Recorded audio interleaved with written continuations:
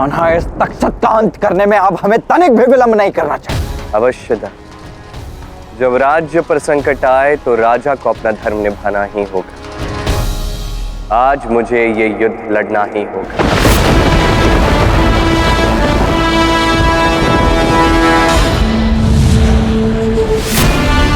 प्रणाम प्रभु, प्रणाम दाव।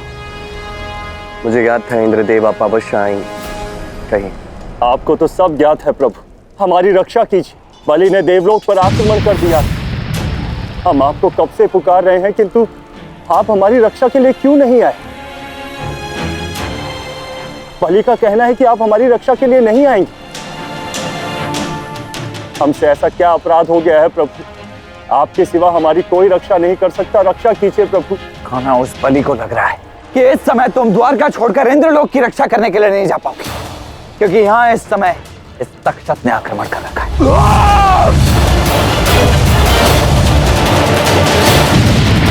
तो कदाचित बलि भूल रहा है कि यहाँ द्वारका में मैं भी। कान्हा, तुम यहाँ की चिंता मत करो, तुम जाकर इंद्रलोक की रक्षा करो। यहाँ इस तक्षक को मैं देखता हूँ। दाऊ, दोनों ओर से जिस प्रकार हमें घेरा गया है, ये निश्चित रूप से कहा जाता है कि ये एक सोचा समझा षड्यंत्र है। ये दोनों आक्रमण प्रक्रिया, एक ही समय पे द्वारका पे आक्रमण, एक ही समय पे इंद्रलोक पे आक्रमण, इसके पीछे निश्चित रूप से एक ही मस्तिष्क है। एक ही व्यक्ति है जो हमारी हर क्रिया पर, हर कार्य पर, हर कदम पर सूक्ष्म दृष्टि रखता है। वो व्यक्ति जो जानता है कि द्वारका को स्थिति में मैं छोड़कर जा नहीं सकता, कदाचित मुझे अयोग्य सिद्ध करना चाहता है।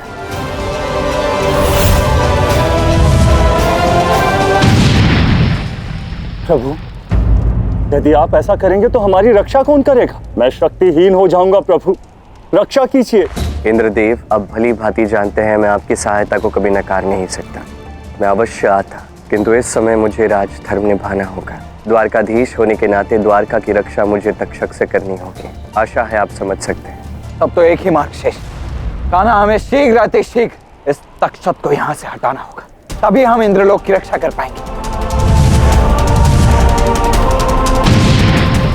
निश्चित रूप से दाऊ। इंद्रदेव, कान्हा आपके इंद्रलोक की रक्षा करने के लिए अवश्य आएगा इंद्रदेव, किंतु जब तक कान्हा इस तक्षक को यहाँ से हटाता है, तब तक आप किसी प्रकार उस बलि को वहाँ उलझा कर रखें। जैसी आज्ञा। प्रणाम प्रभु। आपने इंद्रदेव को आश्वासन तो दे दिया है, किंतु तक्षक भी महाशक्तिशाली है।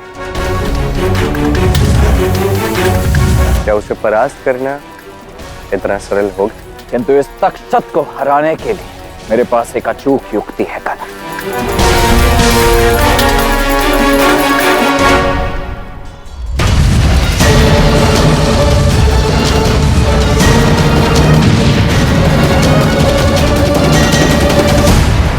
अब करूंगा मैं अपने विष का प्रयोग, जिससे इन द्वारका के रक्षकों का अंत निश्चित है, निश्चित है।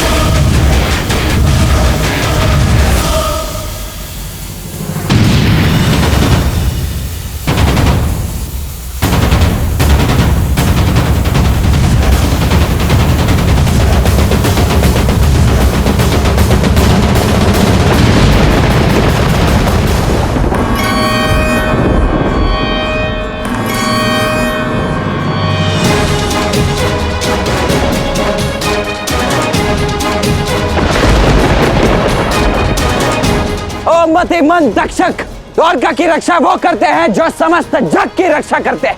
तुम बहुत बड़े मूर्ख हो जो ये सोचते हो कि कान्हा का अंत कर सकते हो, और मेरे रहते तो तुम कान्हा को छू तक नहीं पाओगे, क्योंकि कदाचित तुम भूल गए हो कि मैं ही शेषनाग हूं, और शेषनाग के विष से विषाक्त इस समस्त ब्रह्मांड में कुछ नहीं है।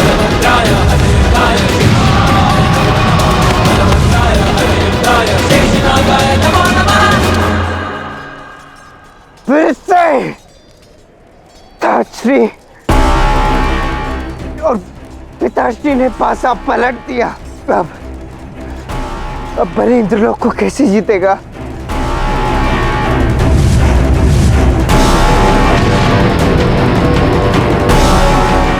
क्या तुम मुझे तक्षक भी हारते हुए दिख रहा है?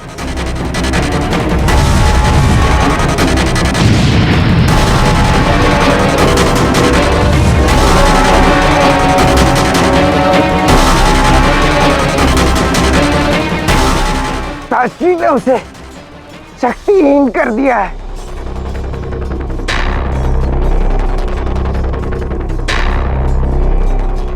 प्रतीत होता है कि अब मुझे असुर गुरु से सहायता लेनी ही होगी। हे गुरु शुक्राचार्य, असुरों की सहायता कीजिए। देखिए असुर गुरु, देखकर ऐसा तो कदापि नहीं लग रहा है कि हम इंद्रलोक पर विजय पा सकेंगे।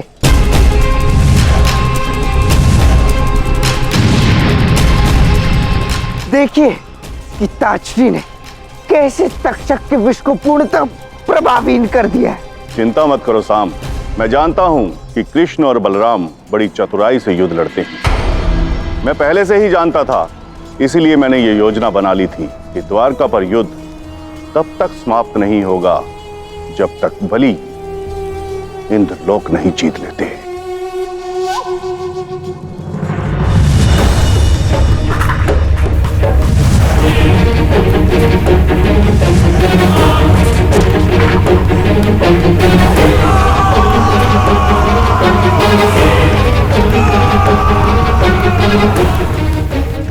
यह युद्ध समाप्त नहीं होगा, भले ही तक्षक इस युद्ध में प्रभावहीन हो जाए, द्वारका पर आक्रमण नहीं रुकेगा।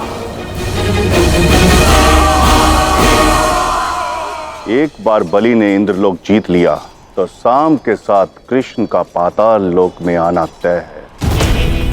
और एक बार अगर कृष्ण पाताल लोक में आ गया तो वह लौट नहीं पाएगा।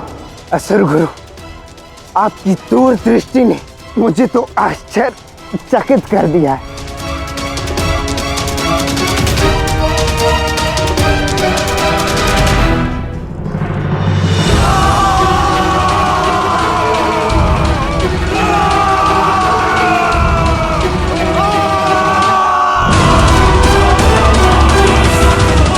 ये अचानक इतनी अधिक संख्या में इतने असुर कहां से आ रहे? अब इन्हें समाप्त करने में और अधिक समय लग जाएगा।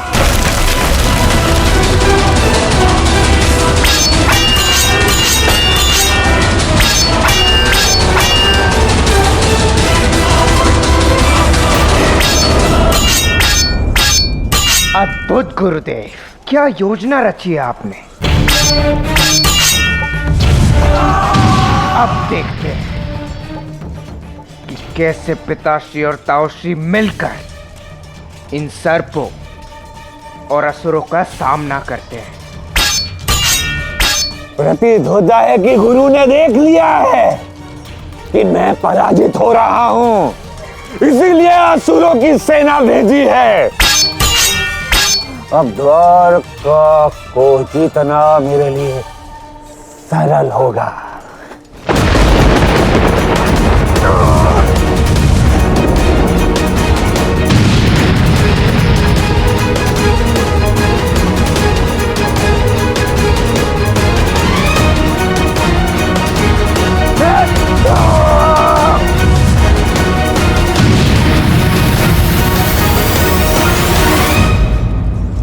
ताओश्री, आप चिंता न करें।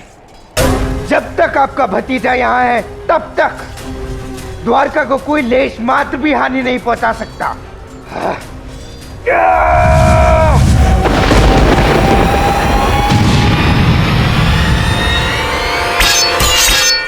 कृष्ण, युद्ध शीघ्र ही समाप्त करना होगा। द्वारका में सर्पों के कारण बहुत हाहाकार मचा हुआ है। इस संसार के सबसे शक्तिशाली 4 लोकों में से एक है नागलोक। चाहे तो अपने विष से पृथ्वी को गला दे। अब जब इतनी अधिक शक्ति होगी तो आक्रमण भी उतना ही भयावह होगा। किंतु विपदा चाहे जितनी भी बड़ी हो रहा था, उसका हल अवश्य होता है। श्री कृष्ण, मेरे पुत्र को बचाइए, ये जानते हुए कि आप उसका अंत करने वाले हैं। आपके लिए लड़ रहा है प्रभु। कोई किसी का अंत नहीं कर सकता जाम्बवती। व्यक्ति अपना अंत स्वयं अपने कर्मों से चुनता है। सामने ऐसे कर्म किए जिसके कारण वो ये दंड भुगत रहा है। किंतु इस समय तो अच्छा कर्म कर रहा है ना, समाप्त कीजिए उसका दंड श्री कृष्ण। जाम्बवती, यदि कर्म और मंतव्य शुभ है तो चिंता की कोई बात ही नहीं है। तो क्या वो तब तक जीवित रह पाएंगे? जो होगा समय के हाथों होगा। उस समय क्या करने वाला है ये जानने के लिए हमें प्रतीक्षा करनी होगी। नहीं, मैं मेरे पुत्र के मरने की प्रतीक्षा नहीं करूंगी।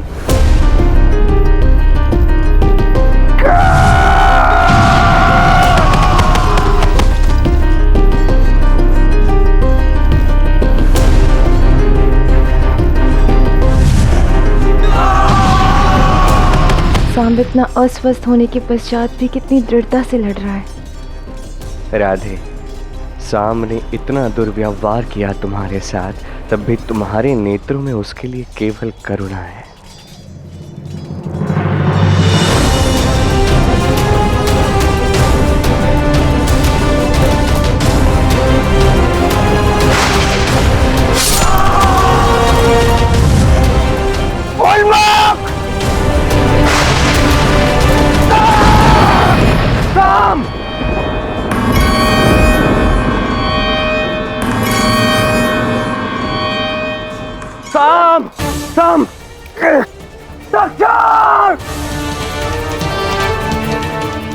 हमें शाम की सहायता करनी होगी।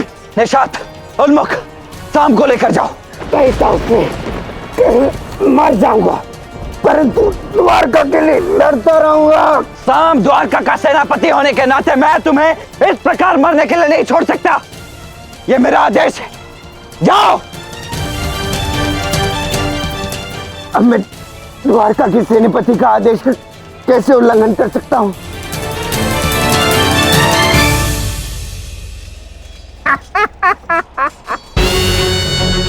अरे वो देखो, वो भगोड़े कृष्ण का भगोड़ा पुत्र। अरे ये भी रणछोड़ निकला।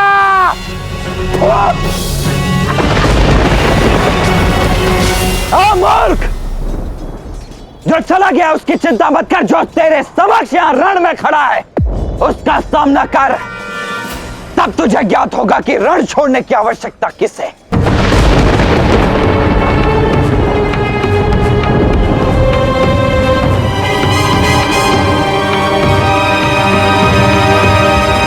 विश्वास है मुझे कि इस नाटक के पश्चात तुम उस कृष्ण को पाताल लाने में सफल होगे। शाम, कृष्ण, शाम अत्यंत घायल है, मुझे उसके लिए औषधि बनानी होगी। जैसी राधा की इच्छा। श्री कृष्ण, मेरे पुत्र की रक्षा कीजिए। अगर उसे कुछ हो गया तो मैं रो रो के अपने प्राण दे दूंगी। श्री कृष्ण। जाम्बवती, उठ। पुत्र मोह में अंधी मत होना, शाम के इस प्रेम में अंधी मत होना जाम्बवती। शाम जो कर रहा है उसका विवेचन करो, अन्यथा आने वाले समय में संसार अंध प्रेम के लिए तुम्हारा उदाहरण देगा। शाम जो भी दुष्कर्म कर रहा उसका दंड उसे भोगने दो, उसे सहने दो, उसे सीखने दो जाम्बवती। जब मर ही जाएगा तो क्या सीखेगा श्री कृष्ण, उसे बचा लीजिए। मेरे हाथ में कुछ नहीं है जाम्बवती। जो व्यक्ति जैसा कर्म करता है उसे उसका फल भुगतना ही होता है। यही इस सृष्टि का नियम है। उसे क्षमा कर दीजिए श्री कृष्ण। नहीं माता, मैं आपसे पहले भी कह चुका हूं, मुझे क्षमा नहीं चाहिए। एक योद्धा के लिए क्षमा मृत्यु होती है।